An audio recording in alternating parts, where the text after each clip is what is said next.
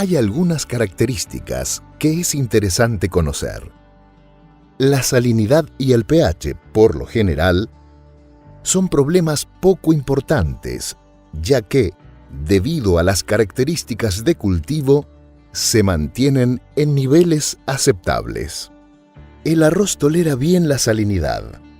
En el caso de zonas costeras bajas, donde los acuíferos subsuperficiales son generalmente salinos o hipersalinos, la mejor forma de controlar la salinidad del suelo es aumentando la columna de agua para que la sobrepresión mantenga las sales por debajo de las raíces y evite la salinización por capilaridad. En cuanto al pH, este tiende a neutralizarse al inundar las parcelas, manteniéndose alrededor de 6.6, tardando más o menos en alcanzar este nivel en función del tipo de suelo, de los niveles de materia orgánica, de la población microbiana y de la temperatura.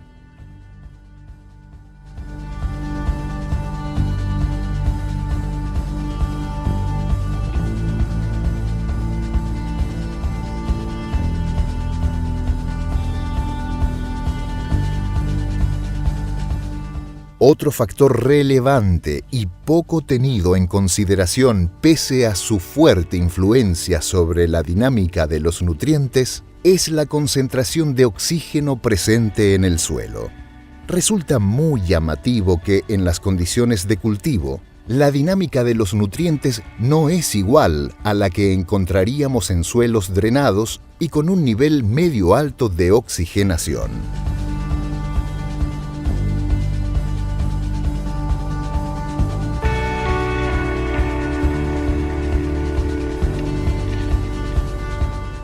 Pocas horas después de la inundación del suelo, este tiene los poros saturados, está desestructurado y ha perdido la capacidad de intercambio de gases, pudiendo encontrar zonas totalmente anóxicas. Algo de oxígeno se mueve a través del agua de inundación y oxigena una capa de 2 a 3 centímetros en la superficie del suelo, que permite la germinación del arroz. De esta manera se pueden diferenciar dos capas en el suelo, que son la superior, oxigenada y aeróbica, y la inferior, reducida y anaeróbica.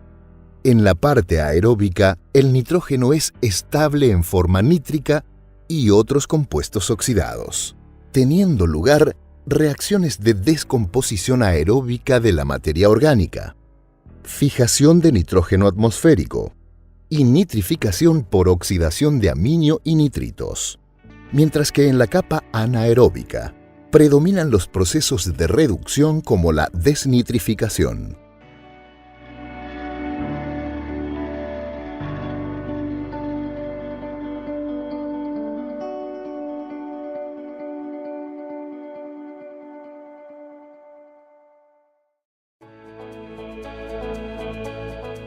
La planta del arroz tiene una característica que tiene un sistema en las hojas, que son las auríferas, por donde se entra el oxígeno del aire, entran a través de esos canales en las hojas hasta las raíces.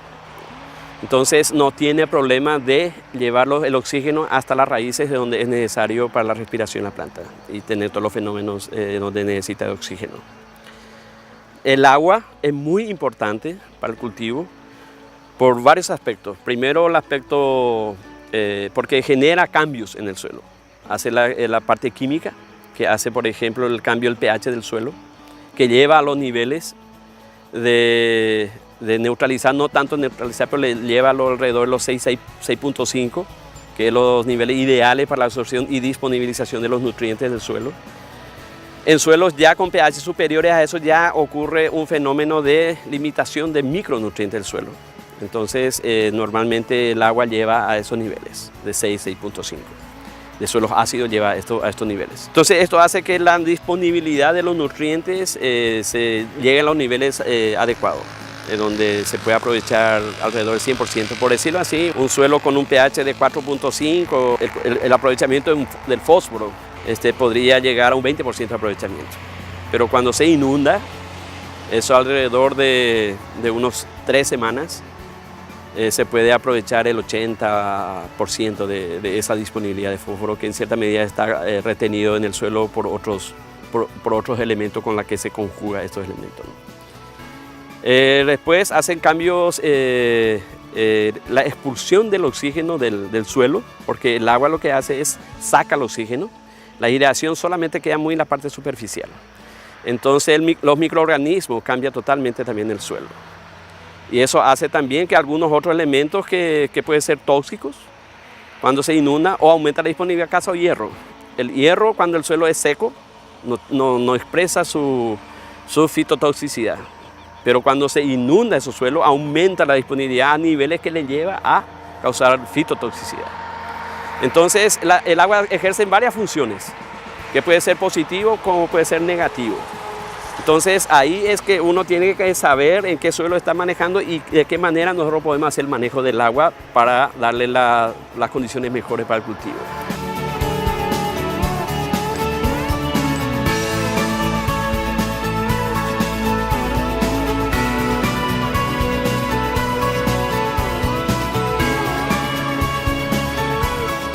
El hecho de que la planta de arroz pueda permanecer varios meses inundada y no morir ahogada se debe a que tiene un tejido especial que le permite transportar el oxígeno desde las hojas hacia las raíces.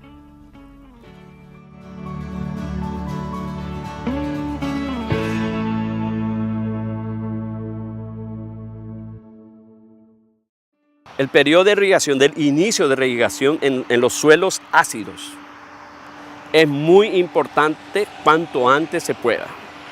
Mal germine el arroz, cuando tiene 2 o 3 hojas, debería de estar iniciando el riego para que justamente haga esa corrección del suelo que le pueda favorecer para la parte de disponibilidad de nutrientes. Pero eso también exige una mejor preparación del suelo, porque muchas veces queriendo optimizar los nutrientes del suelo que serán corregidos, su disponibilidad a través del agua también, puede que el exceso de agua también es tan dañino. Entonces, si no hay una buena preparación del microrelieve del suelo, puede haber exceso de agua y el exceso perjudica a la planta tanto como por la falta de agua. Entonces, en ese sentido hay que tener mucho cuidado. Yo tengo que tener la preparación del suelo adecuado o apropiado para que pueda hacer ese tipo de manejo de agua tempranero. Por lo contrario, me causa más perjuicio. Entonces, con eso vos tenés que darte cuenta de que la agricultura es todo un ajuste de diferentes prácticas. No existe una regla o una receta de que eso tiene que ser así. Cada caso se analiza y cómo se van a integrar mejor estos diferentes factores que son los componentes de la producción. Entonces, es muy importante que la gente que se dedica a este cultivo que tenga conocimiento de cada uno de estos factores y cómo puede integrar. Por eso el manejo integrado de esto es muy importante para tener éxito en este cultivo.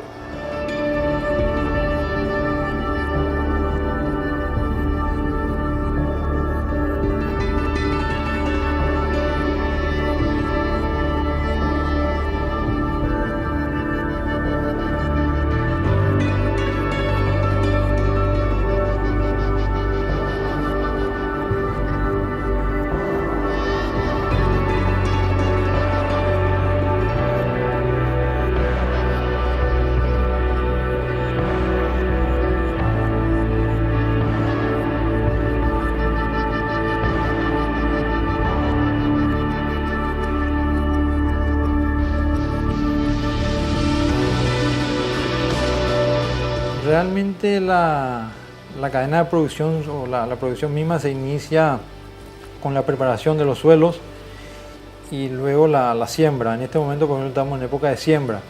Se está sembrando aproximadamente entre los meses de agosto hasta el 15 de noviembre se siembra y tiene un tiempo de... La planta se desarrolla en un periodo de aproximadamente entre 110 y 120 días. El momento de mayor inversión es durante todo el proceso. Evidentemente donde más requiere inversión es la preparación de suelo, ¿verdad? pero también a la hora de la siembra, porque ahí también estamos tirando todo lo que son los fertilizantes. Todos los productos que hoy tenemos, o casi todos los productos que hoy utilizamos son importados. Entonces dependemos mucho de lo que es el dólar, ¿verdad? Entonces hay una inversión muy fuerte, como te decía al principio, por hectárea. Empezamos a cosechar lo que se sembró en los primeros días de agosto, en la quincena de agosto se empieza a cosechar allá por el 1 de enero, en los primeros días de enero, ¿verdad? Y bueno, ahí va la cosecha hasta marzo, finales de marzo aproximadamente. El arroz es un rubro, un grano que precisa mucho de luz.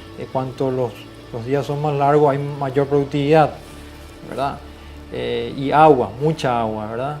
Esa agua vuelve otra vez a sus cauces y bueno, ahí es donde se va desarrollando esa planta, ¿verdad?